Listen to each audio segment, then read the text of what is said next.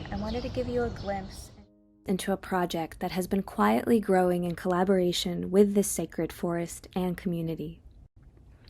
Soil and Spirit is a participatory performance and installation to connect diverse lineages to the histories and spirits of ancient, endangered, and disappeared forests. I call it an act of remembering amidst ongoing dismemberment.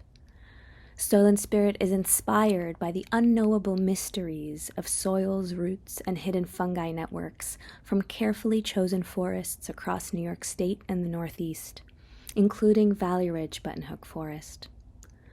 One rainy afternoon this past fall, Nohham and I walked Valley Ridge together. As Nohham quietly spoke some of the stories of this place, my imagination and perception opened to how this forest might have been before it was surrounded by bordered fences, and I understood the importance of this place in the struggle for Indigenous sovereignty, reclamation, and reconciliation. Through consent-based practice, we took soils from underneath a beech tree, sugar maple, and oak within Buttonhook, and I brought them under a microscope. The observation of these soils, roots, and fungi inspired the work-in-progress scenes that you are seeing now. Here, dancers and community participants dance and improvise with an enlarged cluster of soil. A large central root at the center of the Soil and Spirit performance installation is collectively animated by the community. This final image shows you the root in the setting sun of the spring equinox on March 20th, giving you a sense of how shadow and light will interact with Soil and Spirit when installed within chosen forests.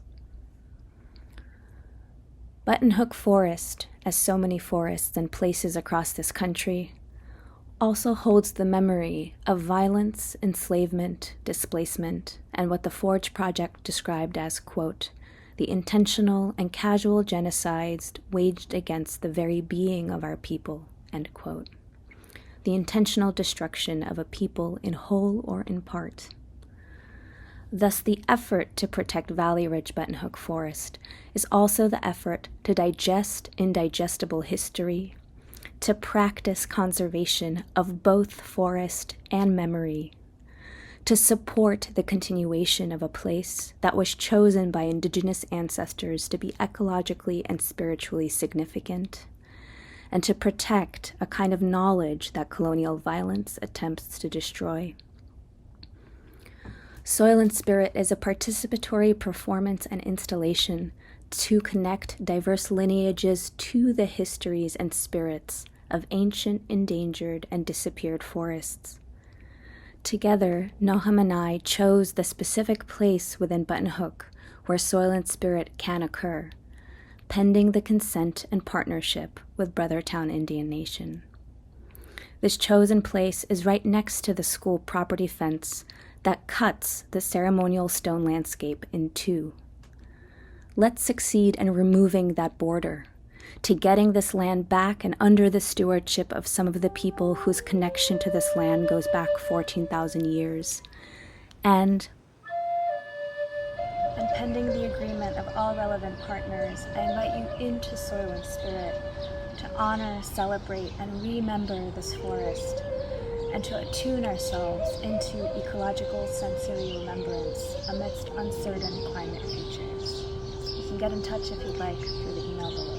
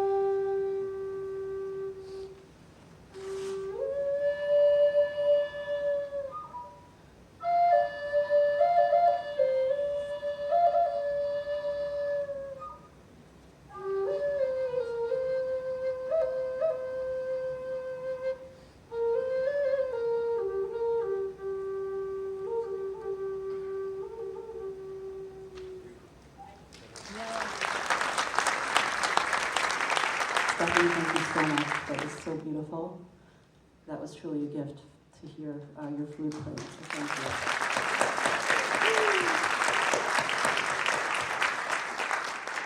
And I also want to take a moment to thank Marina. She couldn't be here tonight, so she very graciously created that video montage with her voice speaking about the work that she's doing in Soil and Spirit. My name is Victoria Alzapiedi, and I'm the president of Friends of Buttonhook Forest. And I welcome you this evening. It's wonderful and thrilling to see everyone here. We thank you so much for joining us. We have worked with many Native American leaders who have come out to see the sacred ceremonial stones at Buttonhook. And we've learned so much when you think about the lack of knowledge of Native American history and all of the horrible evils that were done, and everything, all the atrocities that we really don't learn, we don't know, we don't understand. And so it's been really a gift to have the trust building, the relationship building with a lot of the Native American leaders, some of whom are in this room, some of whom you'll hear from tonight. So we really need to do whatever we can to protect and preserve this forest, these stones, desecrating these stones. These are irreplaceable stones. And so tonight I really want to think about, acknowledging where we are. We literally are on Native American land. We are in seats, we are standing in Native American land. And Buttonhook is Native American land. And it is our hope, our sincere hope, and you'll hear more from some of the speakers tonight, to be able to purchase this land with your help and to give it back to the Native Americans who it belongs to them, and it's the just thing to do. And we hope that you have a wonderful evening, and it's my pleasure to introduce our first speaker. He is Chief Dwayne Perry of the Ramapough Nation, the Ramapough Lenape Nation, and I invite him up to say some words to you and share his wisdom.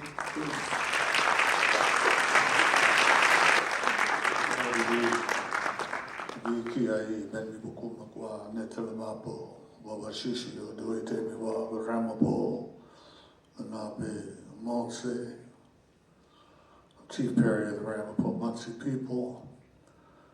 We reside in the Ramapough Pass now, which is on the New York-New Jersey border here, in the New York metropolitan area. A little history.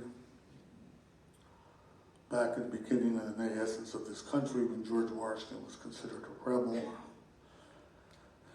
the Continental Army was also considered rebels.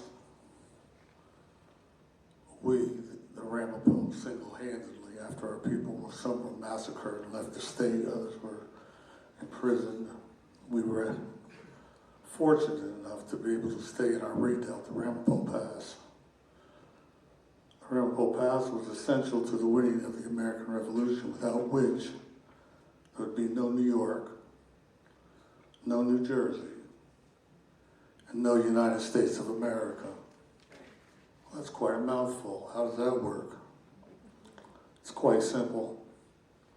The only way that the British could reinforce their troops was at their New England colonies was off the Atlantic Ocean, or to march people down from Canada. Both made it untenable to maintain any positive winning structure. By not occupying the Ramapough Pass, we allowed 5,000 French troops to occupy the Ramapough Pass. That in itself eliminated any strategic advantage and or surprise by the British, and primarily totally eliminates their capacity to win, at least in the essence of the American Revolution. I might add, the first 900 cannonballs fired in the American Revolution were made from Ramapough Lenape iron deposits in Ringwood, New Jersey. And now, the chain across the Hudson was made from Ramapough Lenape iron deposits.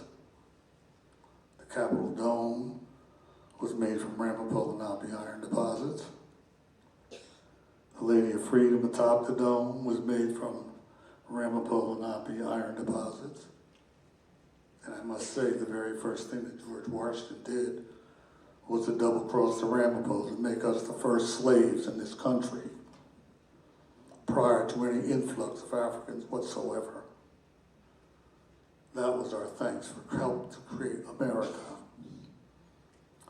To this day, to this time, we were very nearly facing quiet genocide because of the manipulation of zoning and other nefarious tactics that's been used since the times of civil rights. We've managed to be able to hang on.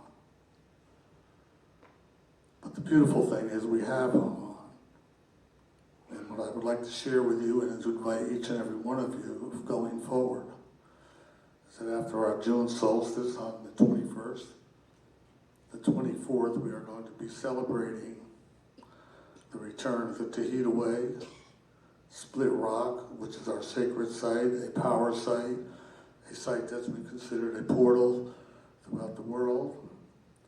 There are 7 sacred mountains.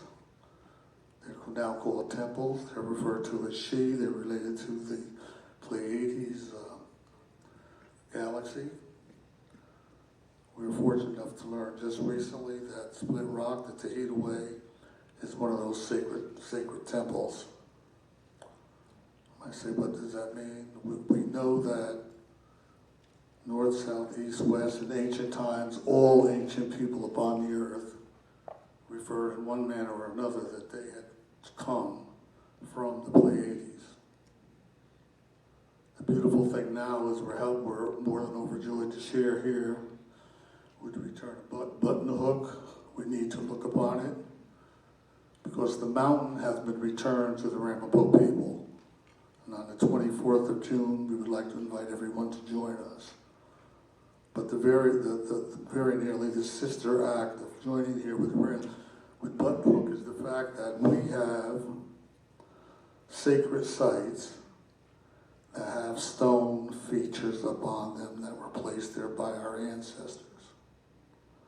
And those very same stone features today are under the very same duress and attack that we're finding right here, right now, in this place in Buttonhook. We need a bigger house with less people. We need a bigger attitude with a dumber garage. We need to strut about with no ethics at all and destroy the very history, the capital, and the culture and the spirituality that made this country what it is. So I would like to invite and welcome each and every one of you here to stand strong, to come forward, and to be who you are, and to reach perhaps far beyond your daily understanding of culture, but to reach back into time to where you too were indigenous people. All of us at one point were indigenous before we found out that nature could be bought, nature could be sold, nature could be destroyed. And the only way that we are going to survive going forward is if we embrace each other, hold each other up, and preserve structures such as Buttonhook, Ramapough Pass, the Tahiti Way, and to join these things in a global community that will no longer allow the destruction of the earth, of which we now have an extremely finite opportunity to preserve, lest all of us perish. So once again, let me welcome each and every one of you here to this land, to our relatives who have also suffered massacres and indignity. And let us celebrate, not in the sad words, a prospect of tomorrow for all of us. And Nashik, thank you.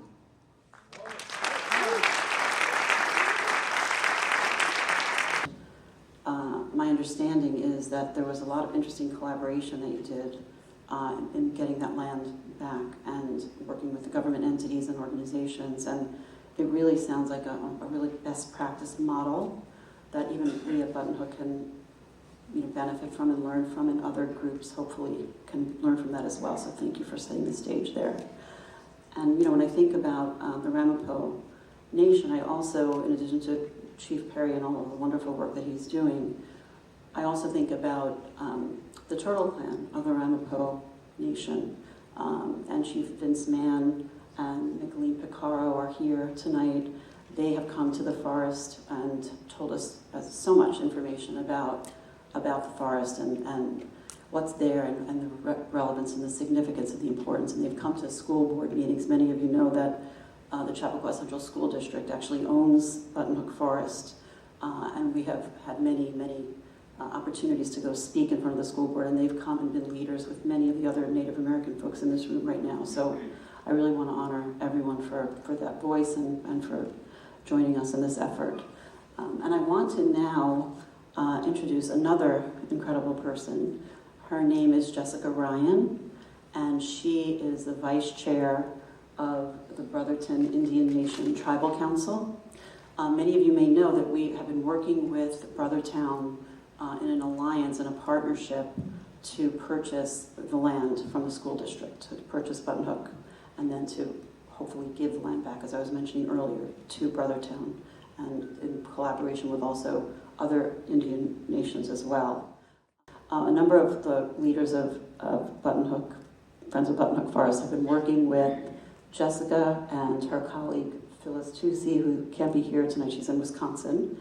And it's just a privilege and a joy and an honor. So thank you for being here.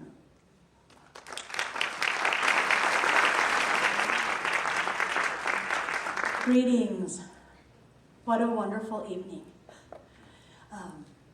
From where I come from, it's nice to be able to engage with people. And so I'm going to greet you in another way, and I want to ask you to respond. And so I'm going to just teach you one greeting. Kunamante. Kunamante. You can do better than that. Come on. Kunamante. Kunamante. Kunamante. Yeah, beautiful. So that's a beautiful greeting. I want to say thank you to each of you for coming, not only today, but for showing up in all the ways that you show up for the benefit of Buttonhook Forest. I descend from the Skisic family line, the Fowler family line, the Dicks, the Abners, the Johnsons, the Ockhams. Those are my ancestors. And I share that with you so that you know how to place me and make connections with me if you know any of those families. Come here on behalf of the Brothertown Indian Nation. Our tribal council has asked for me to extend greetings to each and every one of you. And they've also asked me to come back and report to them on how things are and how the people are here, because we know this place as home. And so it's always nice to be able to carry those feelings and those words back and share them.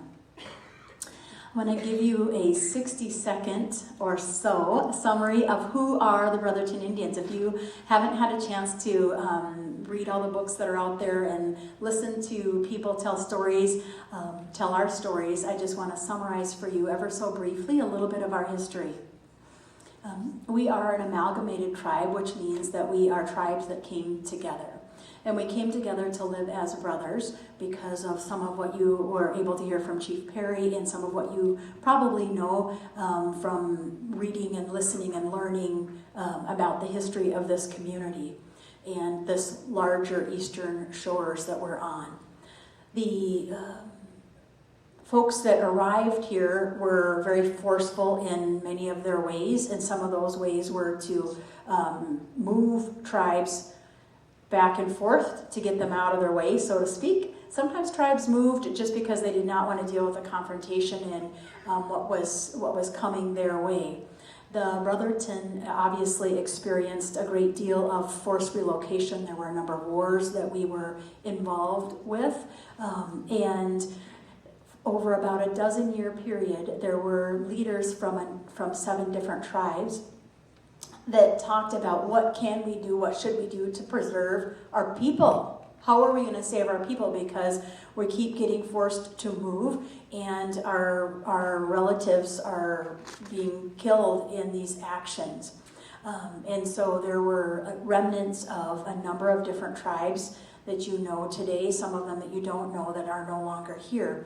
But those are some of the ancestors or the parent tribes, as we refer to them, that came together to live as brothers to create the Brothertown, or Ianquotuakanuck. And those tribes that came together that we know, and there were more than this, but what we've been able to see in those old records, we know that we have Mohegan relatives. We know that we have Pequot, both the eastern and the western Pequots. We also know that the Narragansett and the Niantic, the Montauk, and the Tunxus, there were large numbers of individuals from each of those tribes that came together, and ultimately in 1785 is when that relationship was formalized in a way. And from that point, we worked with a number of other tribes. We were forced to move back and forth up along the shores here. There's journal articles and entries from some of my ancestors for living out on Long Island and going out whaling, and then coming in here to the inner pieces of New York, and traveling back and forth by foot and by horse over time. A lot of really amazing stories, and there's a great deal that's been written about those lifeways during that time. We did work with and put a Quahog belt, a wampum belt together, and presented it to the Oneida so that we could live on some land that the Oneidas had in upstate New York. And together with the Stockbridge and Muncie bands, you may have heard of the Stockbridge-Muncie Band of Mohicans, we all lived together on land that was Oneida land. And the federal government then did what the federal government had been doing and forced tribes to move further west. And our story is replete with forced relocations in very short periods of time. This particular treaty, what was referred to as the New York Indians, which was the Oneida, the Brothertown, and the Stockbridge-Muncie, we were relocated and ultimately ended in what was called the Northwest Territory at the time, and is now known to all of us as Wisconsin. There were a large number of Indians that were already living in Wisconsin, and we were moved onto land that the Menominee Indians had at that particular moment in time. Despite all these moves, we remember home. We remember where our ancestors came from. We remember that our ancestors came from these spaces, these lands, and these waters. We also remember and know that there are many other tribes that had responsibilities over time to care for the lands and the waters, all through what we call now Connecticut and Rhode Island and New York, and just all through this area here. Over time, we have a number of us that continue to come back, and people travel back individually. They travel back in caravans full of vans full of people. We travel back in big coach buses, and some of us live here and some of us move back to the area. But it's a significant grounding place for each of us. And I share this long piece of history just to help you understand and to help you know that we haven't forgotten the land and the water here, and it hasn't forgotten us. It's a reciprocal relationship. And that gets me to what our sense of responsibility is to look after this in an ongoing way. You can imagine how we felt when we got the call from Tracy Bilski and Victoria and Lynn, and they said, we understand that you and other tribes have lived in this area, and do you understand and do you know what we have learned here? It was, words cannot describe the emotion that comes forward in no time flat when you have an opportunity to be in that space where 7 and 8 and 10 and 15 generations ago your relatives were. It's a very, very powerful and meaningful connection to be able to make.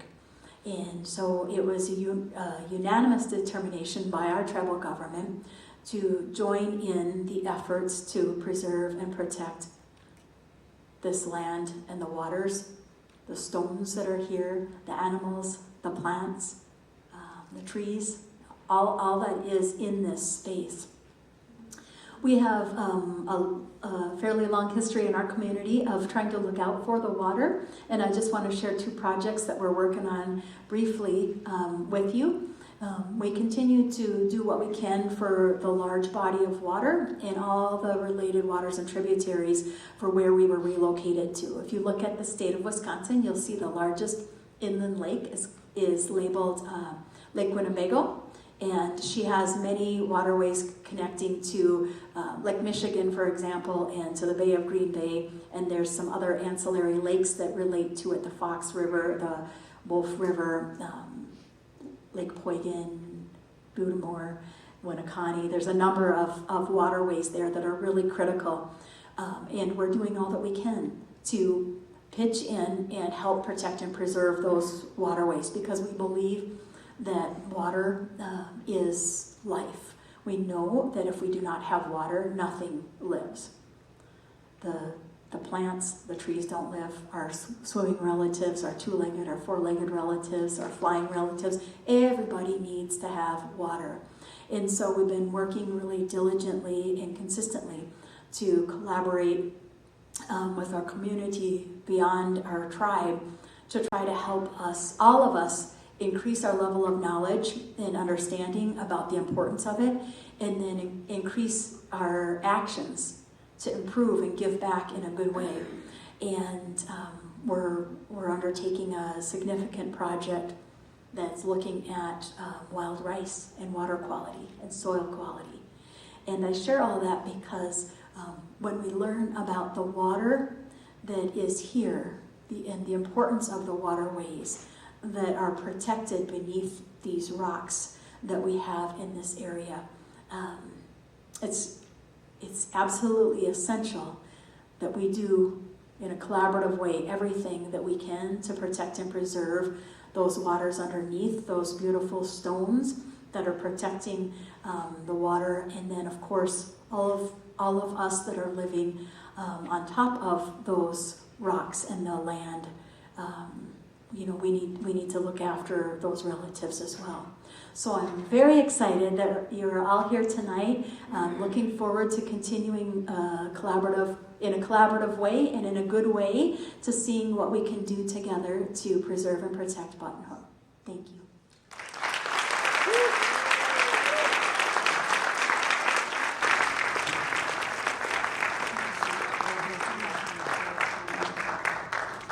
It's been a beautiful honor these past couple of months to call you friend, to go from the woman I talked to my friend.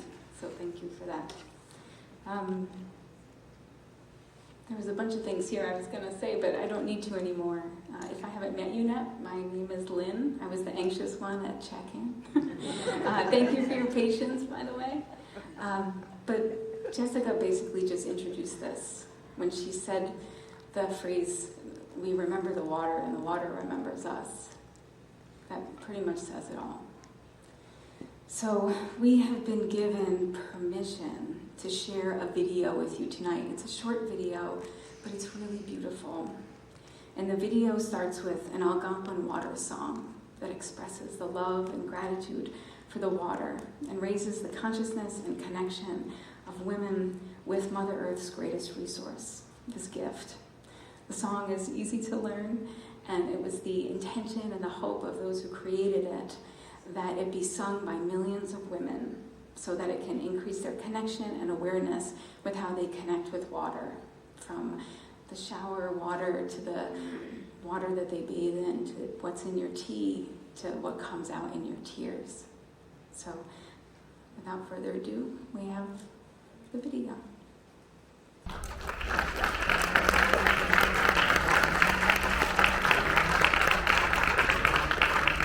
My grandmother, Nancy Andry, is here. She is of Algonquin descent and French heritage. She has followed the Red Road since childhood, seeking out elders willing to teach. Her first 2 mentors, a Lakota author and a Lakota medicine man. Later, an Ojibwe medicine woman, then a Mi'kmaq grandmother adopted her, Community elders gave grandmother Nancy permission to pour lodges since 1991, a Sundance and sacred pipe carrier. Grandmother Nancy is acknowledged as an elder and a grandmother in her communities in Canada, where she is given instruction to bring out and share certain teachings. Grandmother Nancy has visited Buttonhook Forest, and we are honored to welcome her today.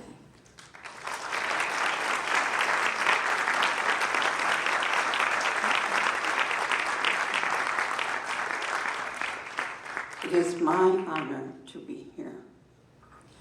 When I first walked in the forest and heard the wind in the trees, I heard the voices of the ancestors. I stopped at a point to give my tobacco, even before going up to the stones. And it was like there was a voice beckoning to me.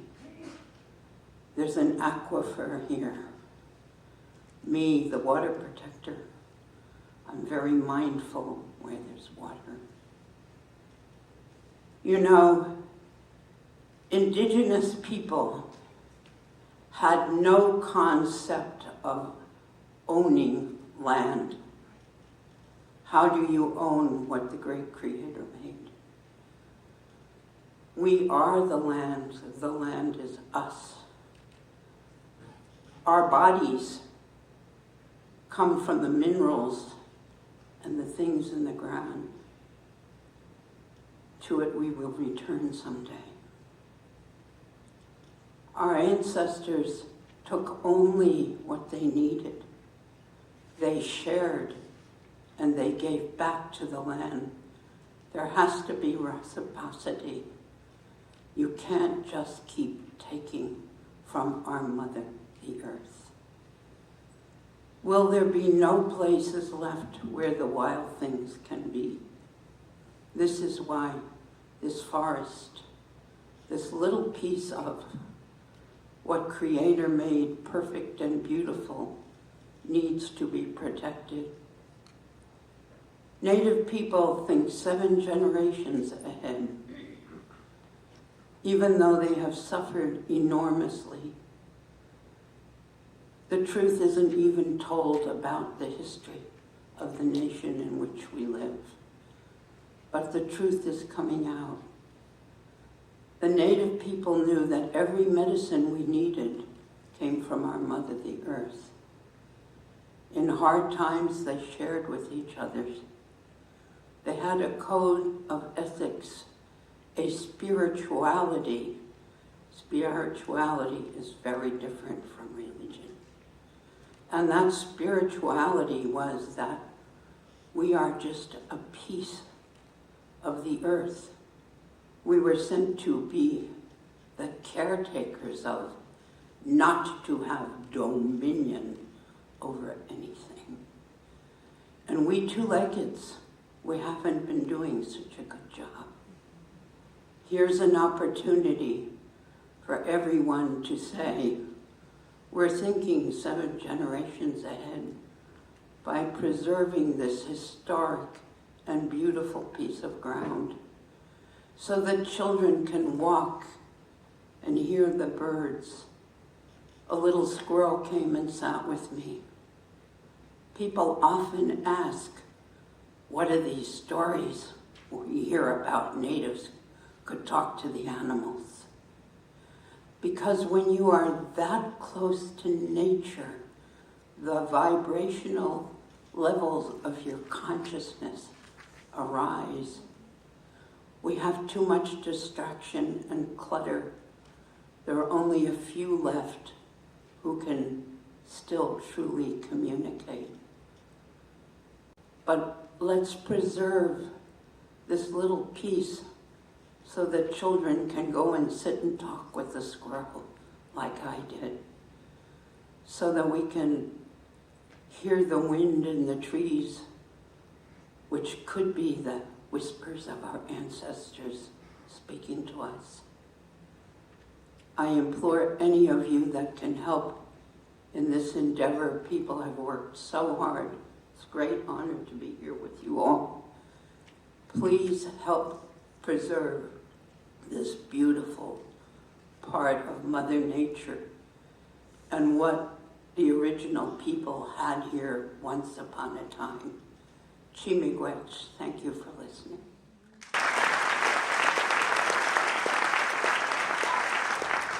So Buttonhook Forest, our little organization, started as this hyper-local grassroots couple gals talking about the possibilities. And we grew, I feel, fairly quickly. We even went international. It's very exciting. There's people all over rooting for us. And it's drawn in a good number of people who have gifts to share. And Tyler Chase is one of those amazing human beings. She's an award-winning documentary filmmaker who founded ORAGE Productions while attending NYU Film School. And we want to share with you the PSA that she created to save Buttonhook.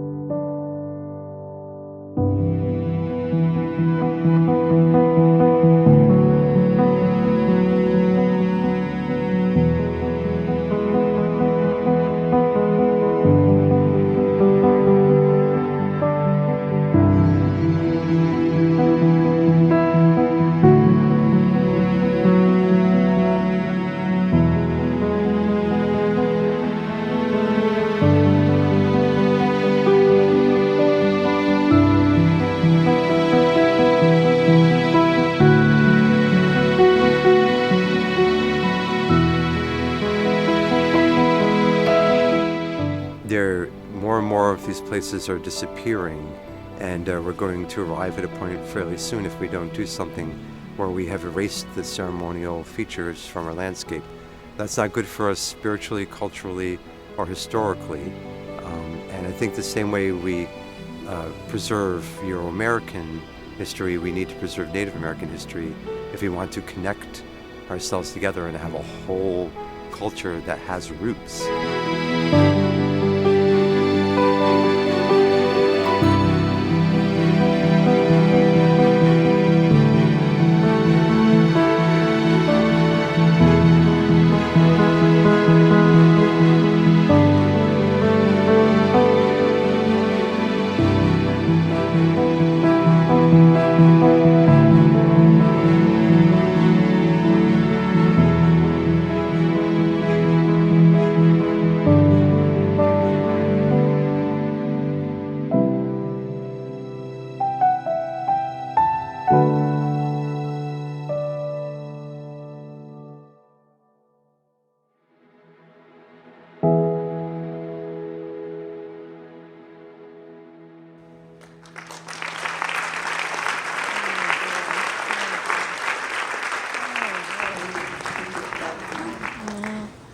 That makes me cry every time, but I do love you.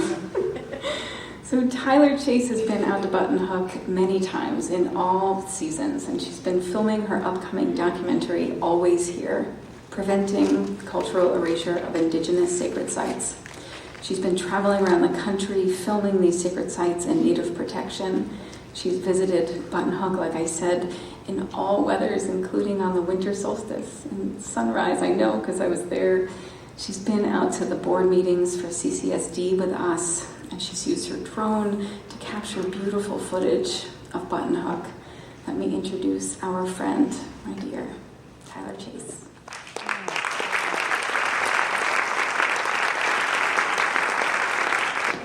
I feel naked without my camera. I'm really honored to be here. Thank you so much for asking me to speak, because I'm usually the person who just does movies. The reason I came into this work that I'm doing is a couple of years ago, I saw a petition for a place called the Skabisky site, Nyack, as Nohham, my friend, would say, that is the proper name. And they were going to destroy it. It's a 10,000-year-old site, archaeological site with artifacts. And they were going to make a roundabout very casually, you know, it's just Native Americans. And, you know, I come from a French-Canadian culture, and I have an ancestor who's Micmac, and it's always kind of bothered me that the Native Americans are treated the way they are. And it's time to stop. The time is now. And I am determined to finish this movie and series. And I want to bring out perhaps the real reasons that is happening. And one of the reasons is the doctrine of discovery. And the Pope apologized lately. He has not rescinded it. And let me just acquaint you with that. So when the white people came here to this country, to this world, they saw civilizations, a lot of people, and, you know, basically cities. There were a lot of people here in a civilization. And they proceeded to not only, you know, they made friends at first, but then they got ambition because, you know, the resources and whatever. And it's happening today, it's nothing new. But to the native people, for some reason, they really wanted to annihilate them. You know, like when we do wars in other countries, we don't annihilate the people. When we had a war with Japan, we won, but we didn't annihilate the Japanese people. But for some reason, that was the fate of the First Nations people of this country. Were disrespected to that degree. And the doctrine of discovery allowed that because it said, if you encounter people who do not believe in the same God as you, who look different from you, you can take their lands, you can kill them, because they're not human beings. And believe it or not, that doctrine of discovery has affected the law of this country, even to the point where there was a battle with the Onondaga Nation some time ago, 2005, I think, and Justice Ruth Ginsburg actually used a piece of that doctrine to in a court case against the Onondaga. So this is quite terrible that the nation that we are, the leaders of the free world, supposedly, that we are still, you know, in this dark ages where it comes to the Native Americans of this country. And they're here, they're always here. I've never seen anything so strong. Can you imagine the things they've gone through? That they are still here. They're not, you know, they're not in a curio cabinet. You know, they used to have, I was at a there was a thing with the Lakota Nation retrieving some of their artifacts that were taken from the bodies of the massacre of Wounded Knee, the people. As they lay dead, people took artifacts, they took pieces of them in their clothing. And some of those ended up in a museum in Barre, Massachusetts. And the Lakota went all the way there and to get these things. They were there for 130 something years, and they did not want to give those things back. There was a scalp that was in a curio cabinet with a stuffed bird. Turn this down. So this has to stop. There cannot be any peace on this earth unless we respect the people of this nation, the first people of this nation. There will never be peace because that's a really huge violation of human rights. And it's just never going to be united. And when we disrespect them, we disrespect the earth. They are very integrated with, as you know, the earth. I don't want to even repeat. People here are real orators. I'm just a filmmaker. And years ago, Martin Luther King, as you know, there was a great battle, the way they were treating the African Americans in this country. And what he did was he was able to unite people of all colors to help him to fight that battle. And, you know, now we had a black president and things have changed. Do you think when I saw what was happening in Buttonhook, I was not happy to see this little group of ladies? They're not Native American, and they were working so hard to preserve ceremonial stone landscape. It really made me cry. It really did. And I think you should really support them, because this is going to be probably the only real victory in my film, unfortunately. The ceremonial stone sites, the graves, any artifacts of Native Americans that are kind of confiscated and thrown in museums, and Native Americans never get to see them. They don't get to see anything. The government just takes them, or they're put somewhere. They need to have their history. We need to stop taking stuff that doesn't belong. It belongs to them. So I hope you go away tonight, and I know I'm such a Debbie Downer, but I want you to go away tonight to understand really deeply the gravity of the situation, and maybe we can all, shoulder to shoulder, really try in this, in the next couple years, to help let them reclaim their history, let them have it, let them take care of stewards of the land. It'll do a lot better than it is right now. They know what to do. Look at the mess. So I really thank you again. That's all I have to say.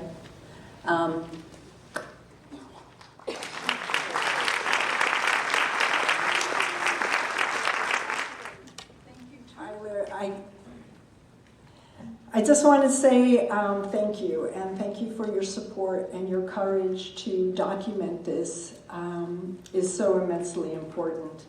And mostly, thank you for your friendship. We are so grateful for your tireless devotion and commitment to this important work, for shining a spotlight on the rampant destruction of Native American sacred sites, and bringing more attention to the need to protect these sites and the land. So thank you very much. I really appreciate it. And we all do here in Chappaqua.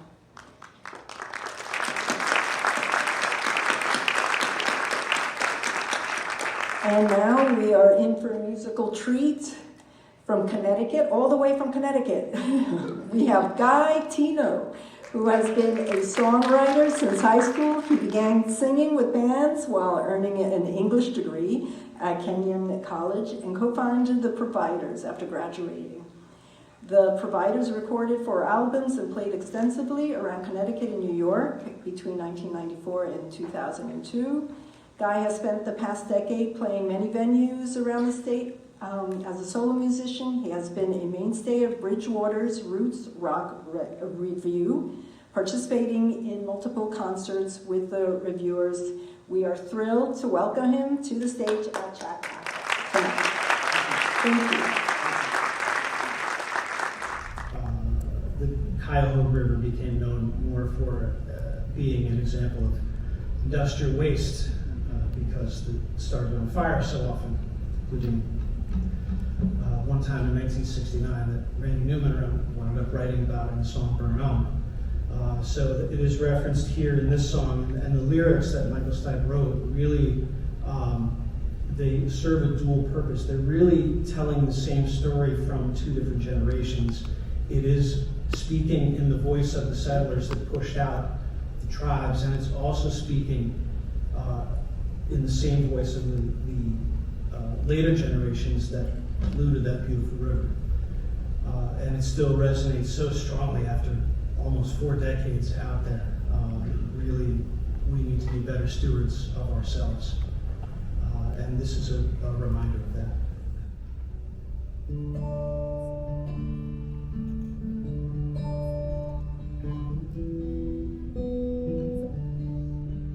Let's put our heads together and start a new country up.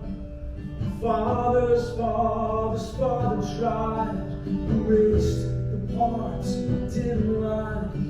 Let's try to fit in. Bank the quarry river swim. We need skin that you and me. We need skin that river red. This is where we want. This is where we swam. Take a picture here. Take a souvenir. Slam is is the land of ours. This river runs red over red. We missed him, that you and me. We missed him, that wherever at.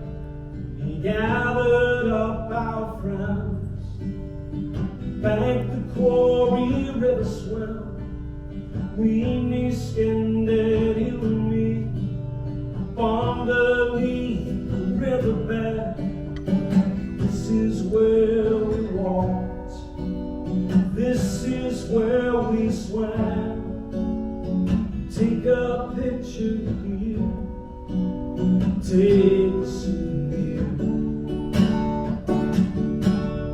Cuyahoga,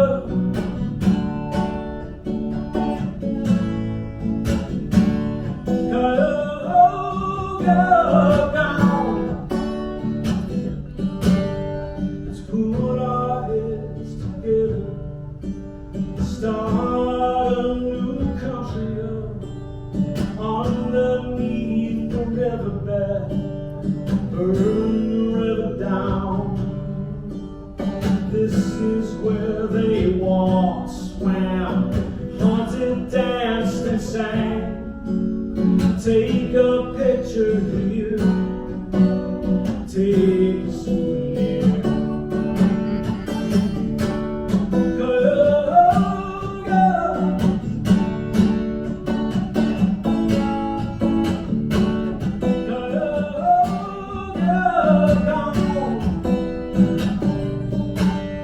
We write the book and rule the pages, saving face, securing faith, bury the waste behind you.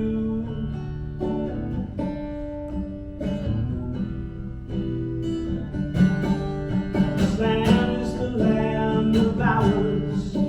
This river runs red over it. We are not your allies. We cannot defend. This is where they walked. This is where they swam. Take a picture here.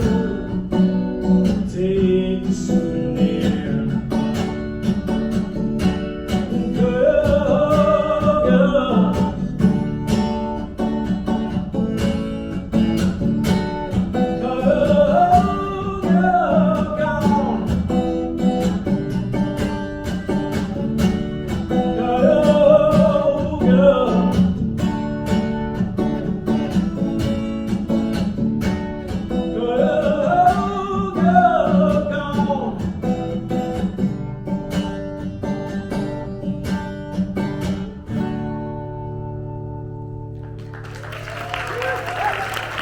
Thanks so much for coming out tonight.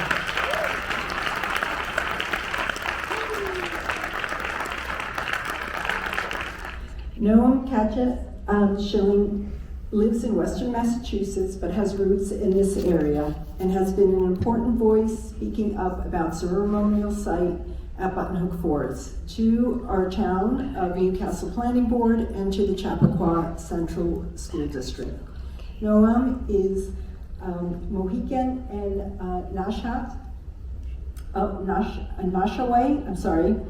a Mohawk and Nashaway medicine person with expertise in ceremonial archaeology and anthropobotany of the indigenous Northeast. They're a contributing author to the important new book coming out in October, Our Hidden Landscapes, Indigenous Stone Ceremonial Sites in Eastern North America, Native Peoples of the Americas. Dr. Curtis Hoffman, who wrote the book Stone Prayers, made that important introduction for us to Nohham. Joining him will be Jim Cachat. He's an elder of the Bridge in the Sky Medicine Circle. He is Mohican and Mohawk and runs a Traditions Carbon Zero perma-farm. Please let's welcome Nohham and Jim Cachat. I will now speak in the language of this place called Chappaqua, the language that my aunt spoke. Helena, and the Mucky, Brothertown, Indian Nation, Ramapough, Watangi,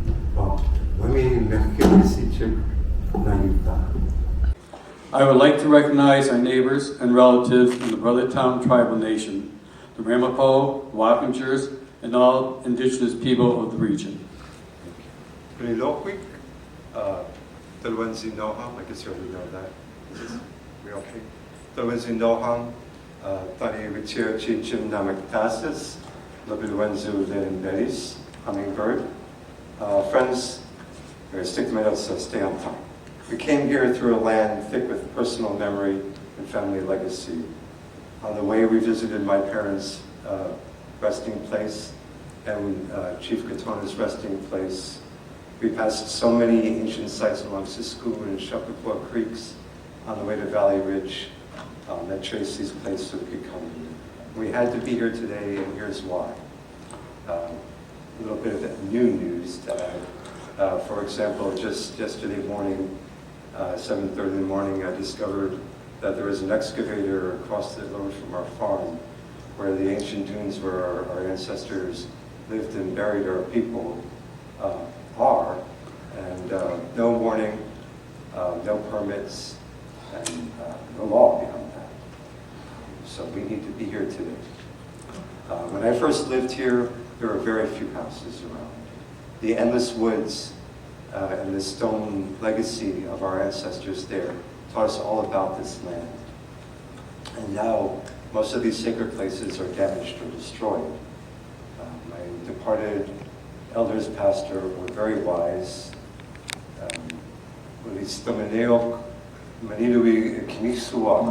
They listened very carefully to the secret language of the spirits in the land. Now I will tell you how we came to know about the sacred stones.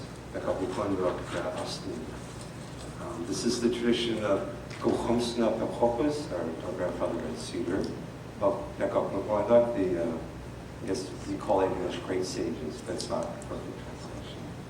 This is an Achuawagan, which is taught directly from an elder to a junior, and because it has to be repeated exactly, Chiwin means something like to report facts. Now I'm telling you all. A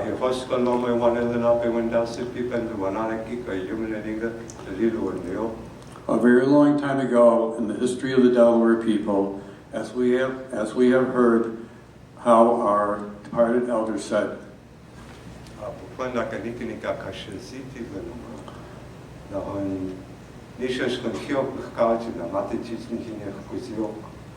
it is said that long ago there were great sages living here among us. Some of these wise persons suddenly could not be found anywhere. They were no longer among us.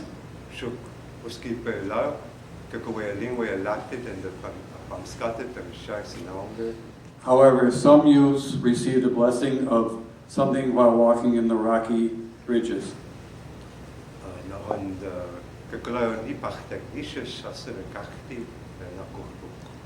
Suddenly there appeared 7 unique stones, all the same kind.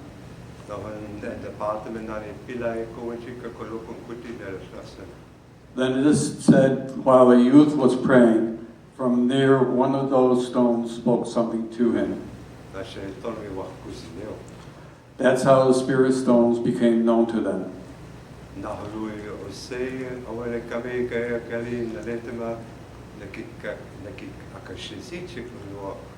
Afterward, people constantly went there because of the presence of the revered persons.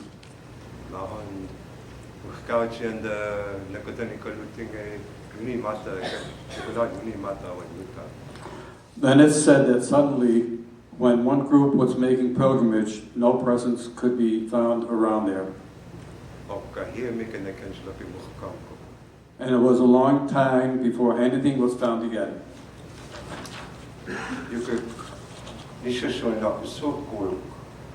Now there were these 7 beautiful pines. Alishi Lundeowen, Tuninao, and Hoxa Cotinaps. Yet some among them appeared to be red cedars. Shilahanani, Tali, Wachinako, Tuliki, Kangalil, one of the focus of Therefore, it is perceived that they have a shared lineage, the red cedar and the pine.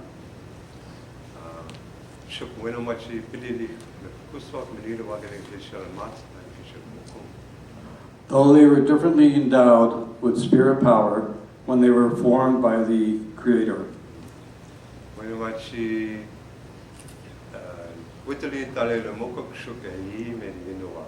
Though they have individual forms, they are both medicine persons.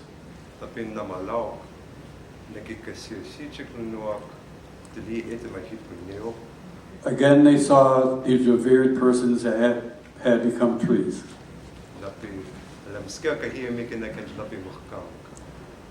Again, they fled away, and again, it was a long time before they were found again.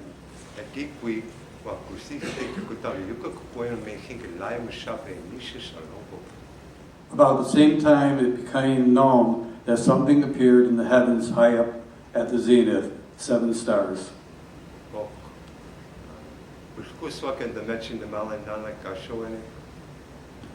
And with the honor, they are now spoken of these great persons.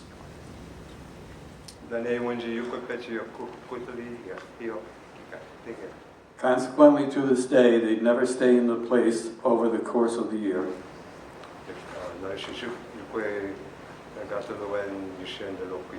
That's all I can say this evening.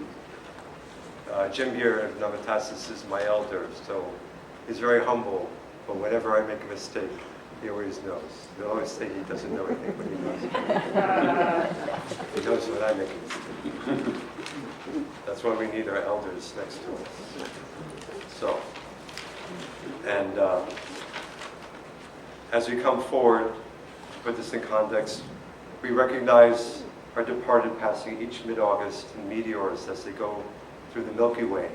They come from Pleiades, Pleiades, Ansiskatea, the great sages in the northeast, and I guess northeast I'll say is here, and they go over to the southwest at our Creator's home where our ancestors are waiting for them. And they're seeking counsel before their journey.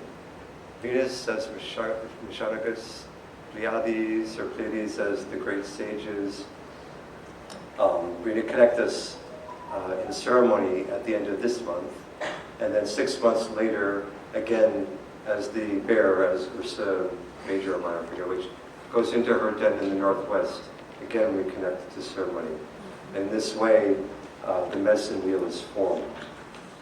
Right. So the stone prayers and rocky ridges in places like Valley Ridge are where water emerges from our mother and where the hills reach into the sky as a mirror.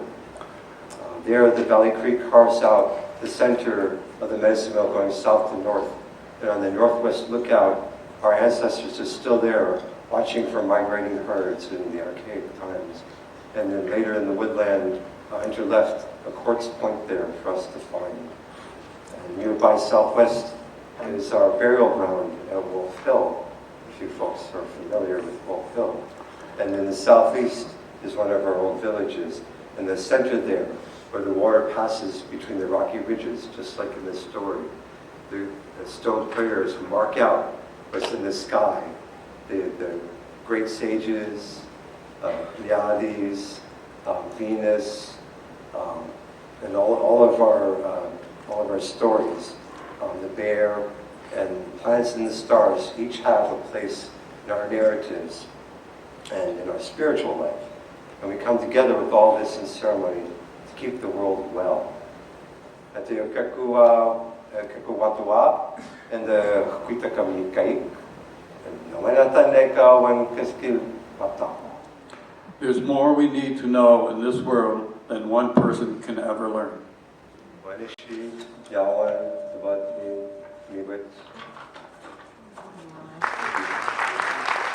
Thank you for just being patient and educating us. I know it takes a lot of time to educate a group of people, but we are so grateful that you are here and that you're in our lives. Thank you very much. And our next performer is getting ready, but I will tell you all about him. It's John Cobert. Hails from just down the street in Chappaqua. In honor of Earth Day and Earth Month, we are thrilled to have him with us tonight. John is a New York-based composer, arranger, pianist, session keyboardist, and vocalist. He got his music theory and composition degree from NYU and began his career with a bang, recording and playing live with John Lennon. In addition to other recording and touring credits, John has been working with Tom Chapin. He has earned 5 Grammy nominations for his work as producer as producer on Tom's recordings. John has been writing and arranging music for TV and radio. Give a big hand for John Cobert. John. And would you please welcome my very good friend for at least 36 years, Tom Chapin.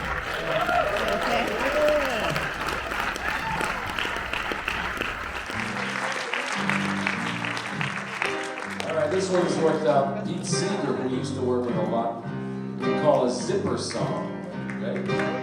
So like all the verses are very similar, you just zip in another word or phrase at the end. So once you learn it, you can, just keep singing it. So we'll start it, you'll hear what we're doing, and you join right in, right? It's called Walk the World Now Children. You guys know it. Walk the world now, children. Walk it now with me. Walk the world now, children. Walk it now with me.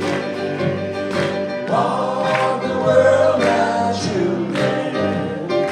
Treat it lovingly, and the world will last forever and a day. Sing one, Tom. Drink the water.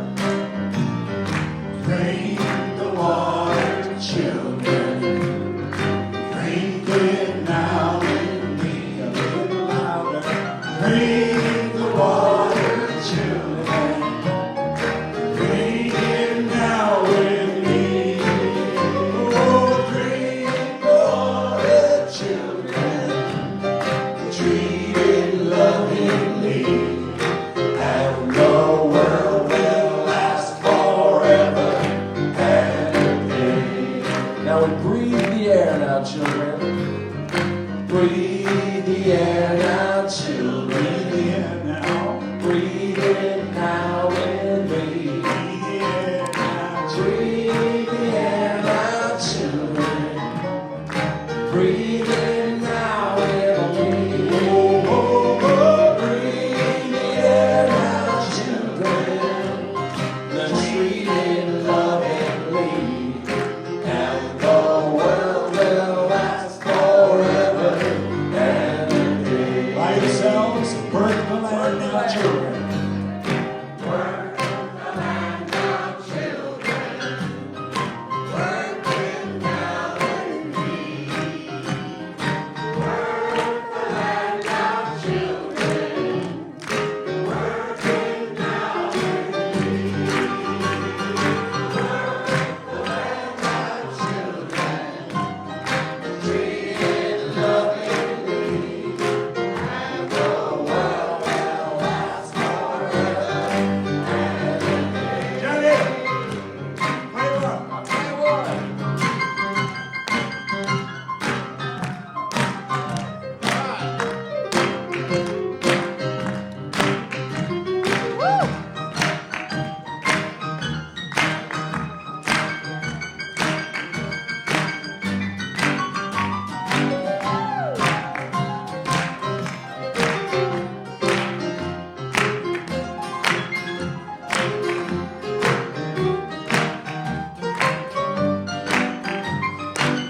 Anybody with a low voice, a bass voice, male or female, this your part.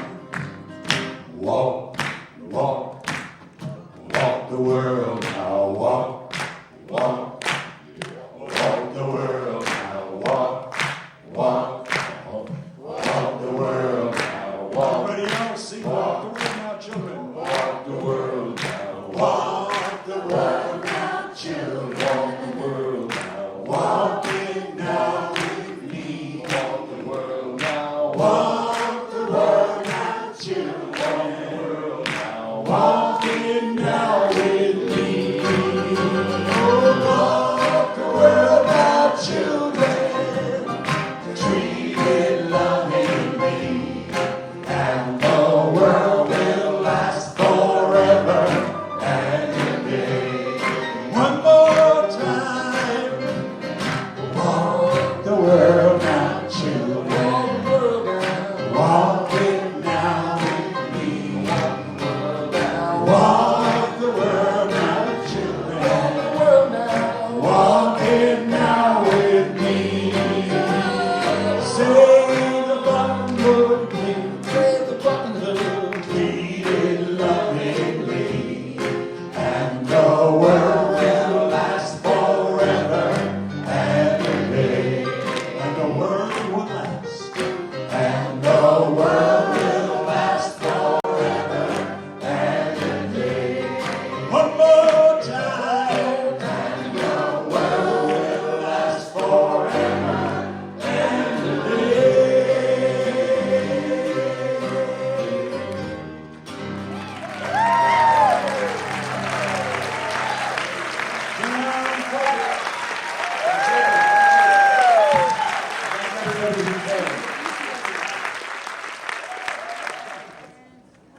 Okay, while everybody's getting ready, I just wanted to say thank you to our White Oak sponsors who have generously helped to make this possible. Thank you so much. We'd like to thank GeoNav, HydroQuest, the Bilski family, the Desmarais family, and Lynn Trotta, mentoring. Hey, you're here. And to all the donors, our food and beverage sponsors, and everyone who has provided support to make tonight an incredible evening for our community. And together we have a chance to do something great, something that I don't know if a small town has done before, but saving Buttonhook Forest for generations to come. Thank you.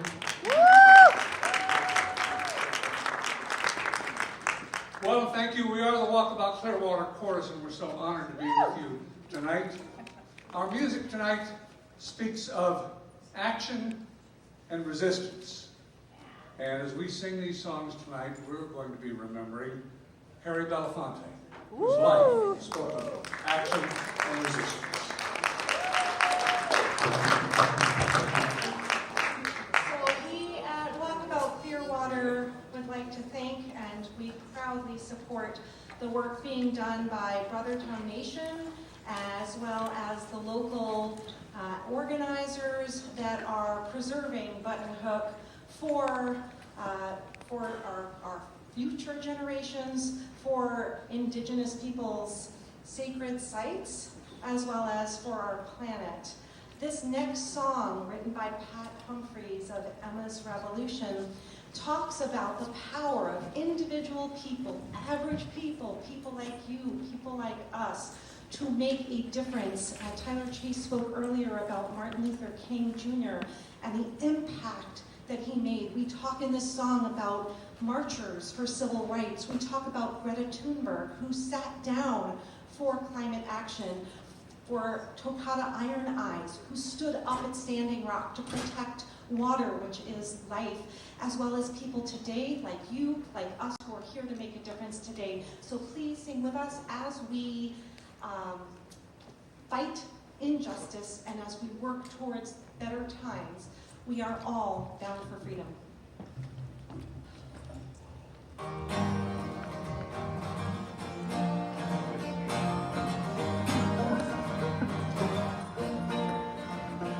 In Montgomery and in Selma, and the streets of Birmingham, the people sent a message to the leaders of the land. We have fought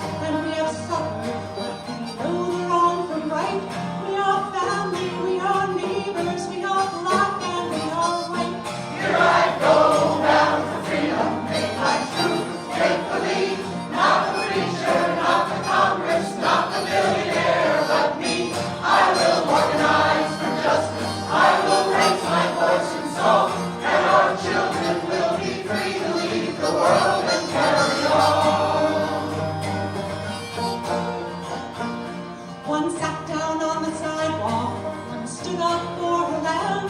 Now Greta and Trotta and young leaders all demand we must shout, our house is burning, we must open up our eyes. Take action for the planet like the warriors we will rise. Here I go down to freedom, in my truth, take the lead. Not the preacher, not the Congress, not the millionaire, but me. I will organize for justice, I will raise my voice in song, and our children will be free to lead the world and carry on. Here I go, though I'm standing on my own, I remember those before me, and I know I'm not alone. I will organize for justice, I will raise my voice in song, and our children will be free to lead the world and carry on.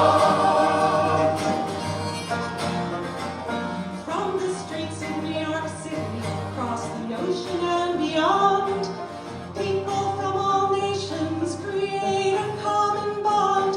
With our conscience as our weapon, we are witness to the fall. We are simple, we are brilliant, we are one and we are all. Here I go down for freedom, pay my truth, take the lead. Not the preacher, not the Congress, not the billionaire, but me. I will organize for justice, I will raise my voice in song, and our children will be free to lead the world and carry on. Here I go, though I'm standing on my own, I remember those before me, and I know I'm not alone. I will organize for justice, I will raise my voice in song, and our children will be free to lead the world and carry on. And our children will be free to lead the world and carry on. And our children will be free to lead the world and carry on.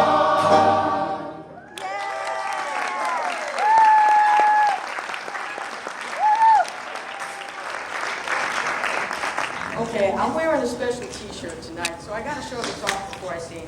These groups are incredible. Bethany Yarrow is gonna be out soon. So I have one of two of these. It says, I am a button hooker. You Save the forest! Yeah. So, we're beyond thrilled to have Bethany Yarrow with us tonight on stage here in Chappaqua. Bethany sings music of power and praise.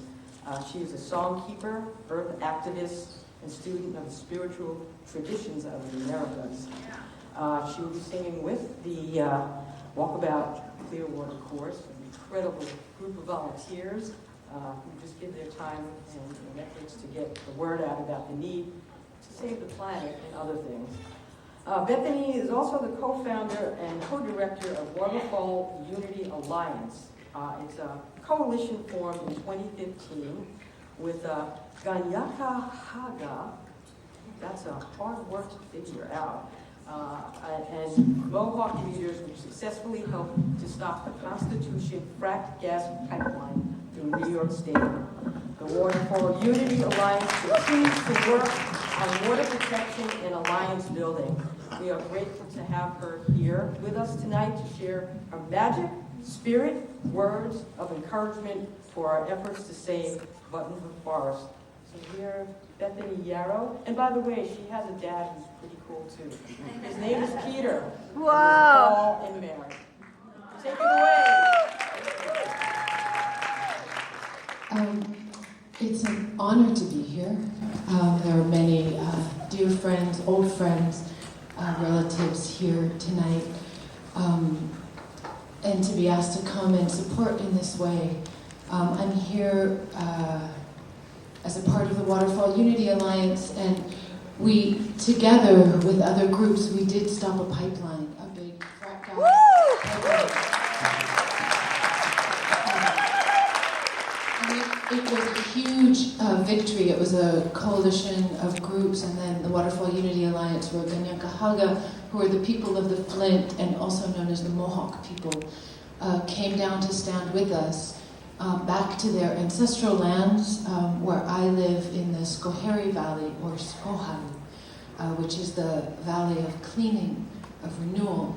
and they are the keepers of the eastern door of Turtle Island, and they say in the east is where all faith and all hope live, and it's where everything begins, and that if you can transform like it's split rock at the place of origin, then everything can be transformed and there is hope. And so our prayer was not just to stop a pipeline. It was the first time that a state had ever stopped a federally approved pipeline. But to make a way for the Gunyakahaga to come back to their ancestral lands with community-supported reparations, return, because in Akwesasne, where the leaders are from, is the largest PCB blob in North America. And the Trail of Tears, as you all know, and the genocide didn't end. It's a story that still continues, and children have birth defects and tumors and cancers, and people are dying young still every day. They've just buried 45 people since just the beginning of this year. So what we need to do is heal relationships, heal the earth, heal the land, and then we can heal ourselves and heal this spiritual tear that I know that we all feel. And we did it. We managed to purchase last year 60 acres in the heart of the valley. It's a berry farm. It's the heart, the medicine of the heart, and it's a women's medicine. It's a strawberry farm, and blueberries and raspberries. And the Waterfall Unity Alliance purchased it, and it is now under the stewardship of the Gunyakahaga, who are coming back with their children to sing to the land and sing health back into the soil, back into themselves, back to their people. So I just want to say that a small group of people can change things. And I'm a big fan of NIMBY, not in my backyard. That's how Standing Rock started. LaDonna stood up and she said, this is not going to happen in my backyard. It's how apartheid fell when the women stood up and they saw their neighbors being shot and they said, no, not my neighbor. So I think we need to reclaim that. And I want to thank you for standing up for your backyard. This is what hope looks like. Because if you don't stand and you don't fight and you don't reclaim and you don't heal, nobody is going to do it for you. Nobody is going to do it for us. And so it is an honor to be here and join forces and hearts and minds and song and prayers. And together we will do this. We will reclaim our collective identity. My brother says we are the generation here to heal. That is our task. And the healing starts by going back to this original wound and starting to do what we can. And we can still do so much. And so it gives me hope, nights like this.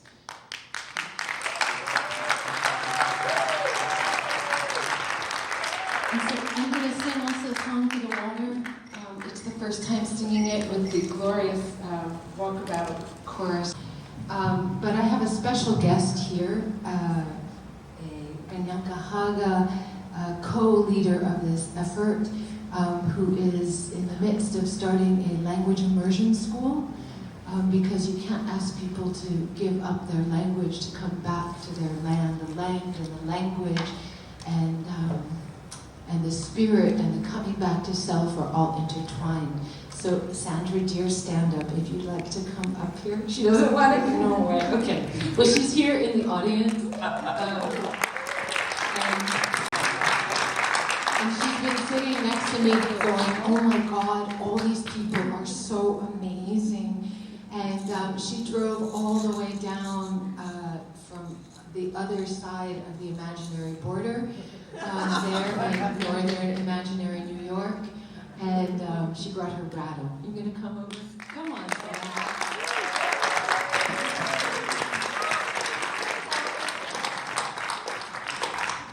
And we're gonna sing. Sandra, you wanted to say and introduce yourself a little bit.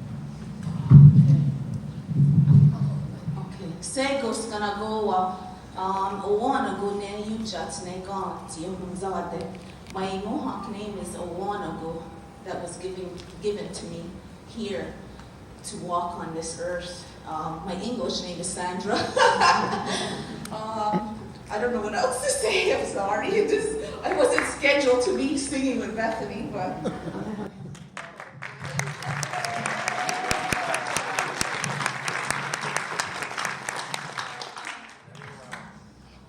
So we're going to sing a song from Teresa Fairfax. Oh, yeah. And it's Our Precious Waters. And you have a part in it too, and you'll know it when it comes.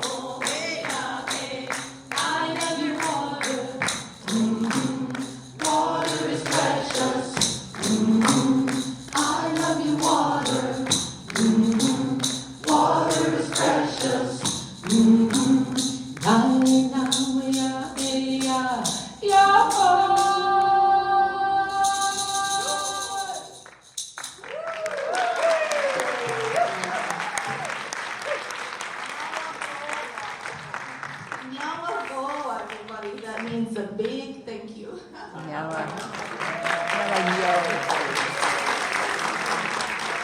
Every person tonight was making a difference because they felt passion and want to help humankind. So we're going to have another wonderful performer. Last but not least, but he is fantastic, it's Patrick Stanfield Jones. He sings with passion and heart. Patrick belongs to the Cherokee Native Spiritual Community. I'm gonna wreck this, but I'm gonna try. The Nuyagi Kituwa Society, based in New York City and Barryville, New York. He's a guitarist and vocalist, composer and lyricist, arranger and producer. A lifelong performer, he has shared the stage as a supporting musician with many well-known acts and recording artists. He's made TV appearances in England, Australia, Canada, and the US. Patrick was also a chorister on Peter and Bethany Yarrow's 2015 song, Lift Us Up. So in Cherokee we say, "Osio, hello, how are you?" We also ask permission to sing on Lenape land, in Chappaqua land. I ask permission, please. Thank you. Thank you.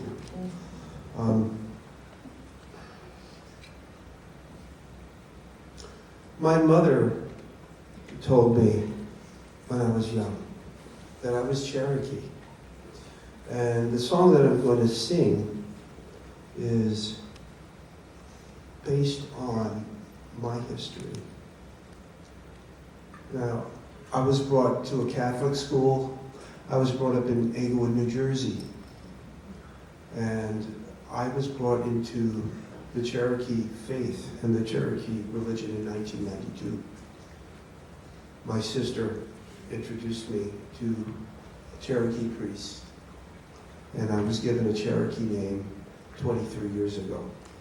My Cherokee name is Unole de Ganogishki. It means he who sings with his heart in the wind. Which sounds kind of cool, but it's a little dangerous to have your heart out there in the wind. Vulnerable. I want to share something that I noticed all this evening with Chief Perry and the Chappaqua, and the wonderful woman that just spoke those words. So we say thank you in Cherokee is wado, and I heard some of these words, even though the Cherokee people live down and they come from Georgia and Kentucky, I still can understand, especially when my priest speaks those words, it's almost the same language. I can hear and see the connection of people just like we all are connected. So I want to share with you a little bit of the other side of this thing that I was asked to do. I belong to T-Town, and I have to say it's mostly run by women, T-Town, and so they decided to hire a 56-year-old college graduate that had just graduated the year before to work on a camera trap study. And I was putting up camera tracks in Pine Cliff Audubon Sanctuary, which is right on the other side of this road. And we found bobcat, and we found, we were looking for Fisher Martin. We got one. But this is all the way down there in New York City. These are powerful spirit animals. Mm-hmm. You know, coyotes, lots of coyotes, just right across. Now, you might not think that they're here, but they are. Mm-hmm. And 23 acres doesn't sound like a lot to some people, but if you read this book by Peter Wohlleben called The Hidden Life of Trees, you'll understand that even within an acre of trees, it makes tons and tons of nutrients for microscopic animals. Anyway, I was brought up in Catholic school, but 30 years later, I was taught my religion. But I was brought up in a box. It took a lot of work to break out of that box. Just like a lot of people who are native. We're not allowed to learn our own language. It was forbidden. But now I feel I'd like to sing for you what it's like, because I was taught by Chief Perry and his people and your people to have respect. Everything is holy.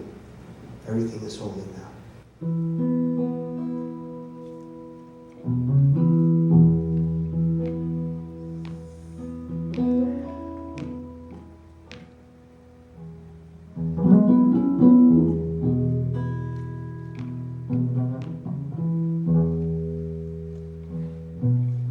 When I was a boy each week, Sunday we would go to church, pay attention to the priest. He would speak the holy word, consecrate the holy bread. Everyone would kneel and bow. Today the only difference is everything is holy now. Everything is holy now.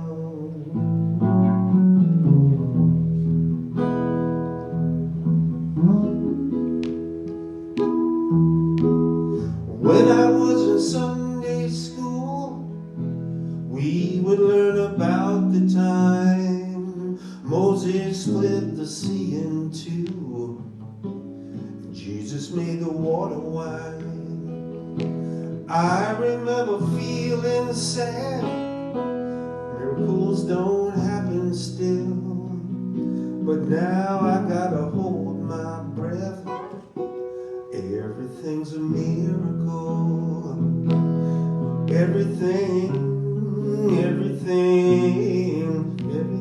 miracle.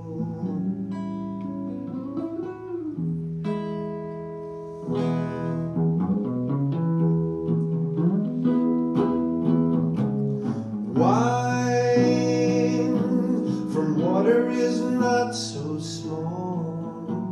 An even better magic trick. Anything is here at all. So the challenging thing becomes is not to look for miracles, but finding where there isn't one.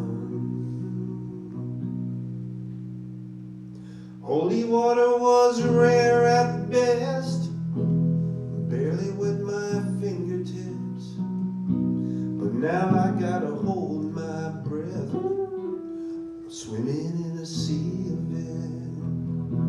I used to see a world half there, heaven's second-rate hand-me-downs. Now I'm walking with a reverent air, everything is holy now.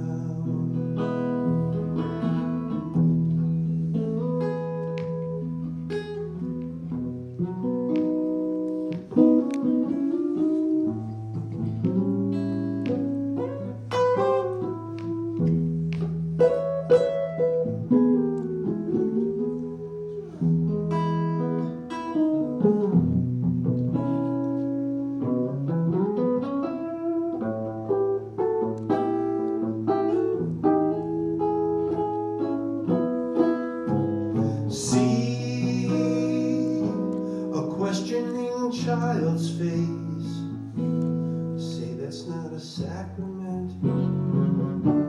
That'd be very hard to see. See another new morning come, say that's not a testament. I'll tell you that it can't be done. This morning outside I stood, I saw a little red-winged bird shining like a burning bush, singing like a scripture verse. Made me want to bow my head. I remember when church let out. My, how things have changed since then. Everything is holy now. I used to see a world half there, having second-rate hand-me-downs. Now I'm walking with a reverent air. Everything is holy now.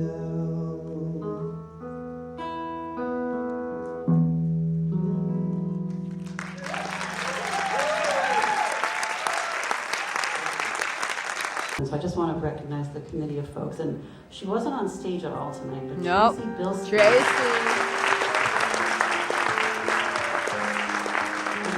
At any rate, Tracy had the presence of mind. You know, she lives right next door to the school land. And I always say she had the presence of mind to be walking in the woods where she lives and see the stones and realize that these were not colonial stones. They looked very different. And not many people would have had that presence of mind and paid that kind of attention and the sensitivity and intelligence and wisdom to look into that and have experts come and Native American leaders and talk to them about the stones and realize what they were, you know, the history of the stones and the value and the importance and the significance. So we really owe Tracy so much, and she's put so much energy and continues to be just an amazing leader. And so I just want to...